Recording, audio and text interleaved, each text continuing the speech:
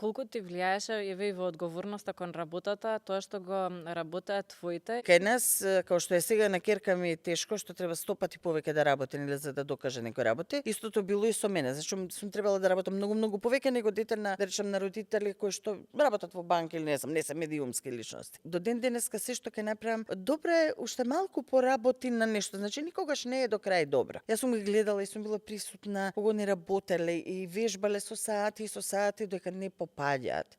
Со големиот цицаше, ја бев на читачка проба, да речем. Нела со количката, јас бев на читачка проба. Ке ги оставам, работам на сцена, ке надојам или ке ги нахранам. Се случи еднаш 4 години имаш Александар, ја го седнувам и му викам да не си ме мрднал. Значи 4 сата имам проба да не чуам ни ја ни ба. И сега од бактериве, колегиве, кој како стигне му носи за јадење, он само јаде и колеги го праша, добро бе Александар, кога ќе пореснеш. Што сакаш да станеш? Стомак сакал да стане, зашто само јадеше.